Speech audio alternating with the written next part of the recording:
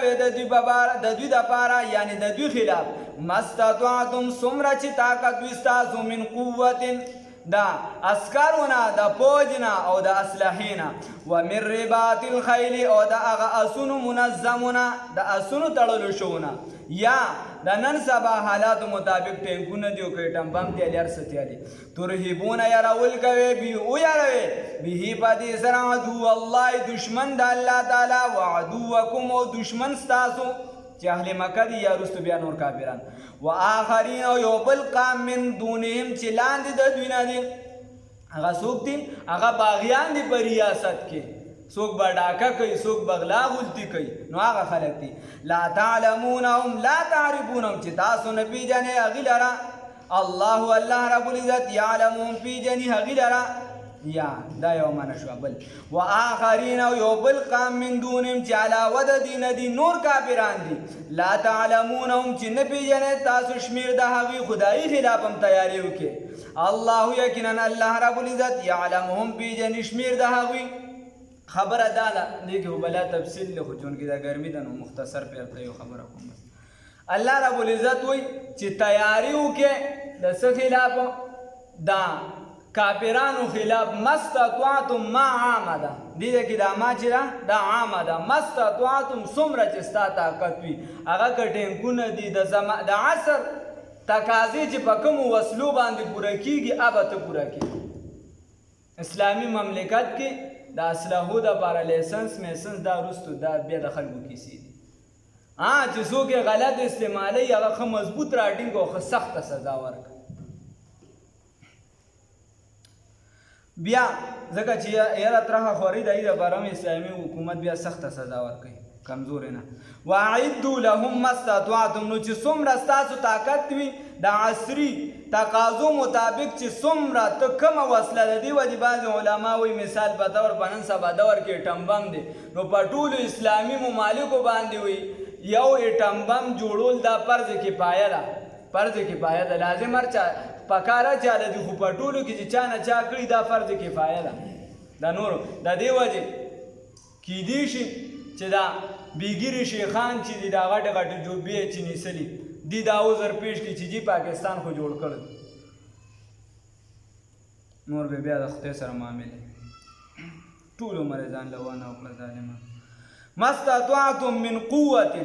بیا قوه دلته مراد چې دی پوج اسلحه او څه چې ته نور اغشتی شي ومن رباط الخیل په هغه دور سره اسونه منظم اسونه تیار شوي د جنگ دپاره او نن سبا نور بیا څومره اسلحې ورسره یاله څومره چې د آلات دي دا نو اوس خبره به دې کې دا راووته چې د جنگ دپاره تیاری په حالت امن کې کېږي په حالت جنگ کې ته تیاری نشي کولی ته به د مخکې نه ځان تیار ساتي چې به تا به پلانکي ملک حمله کوي نو چې تا یې ته تیار بیا الله وی ترهبون به عدو الله یروي په دې سره دشمن د الله تعالی نو ګوره قتل او قتال الله نه خوښوي د الله دا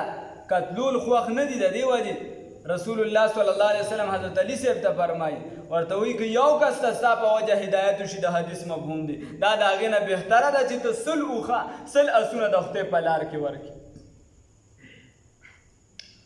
نو ترهبون به عدو الله نو او یاروه چې یارولو کې ته په دې سره دشمن د الله تعالی د الله دشمن پې ویاروه چې هغوی د دې کفر نه د جنګ جګړو نه فتنې او فساد نه وړي بیا و آخرین من دونهم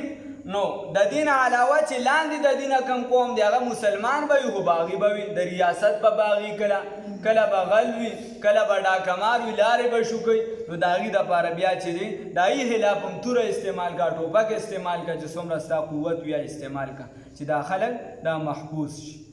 بیا الله رب العزت وایي چې تړه کې دې دا شک رانه شي چې پیسې نشته او دا خو زه پیسې هسې لګوم په اسلحه باندې په یو څه بل څه د ځان د حفاظت لپاره چې کومه اسلحه ته په صحیح نیت باندې والې په دې باندې ثواب دی دکه شان چې د کور د حفاظت لپاره ته وې چاردیوالي ته وم او دا ته وې زه د حفاظت لپاره په صحیح نیت باندې په دې کې تا ته ثواب میلاویږي په دې کې ته وباچې تا ته ثواب په دې کې ته باجي چې کم شي استعمالې تا ته به باقاعده ثواب میلاویږي حدیث چې دی ریاض الصالحین کې ترتیب لیکلی رسول الله صلی الله علیه وسلم فرمایي د بخاري شریف حدیث دی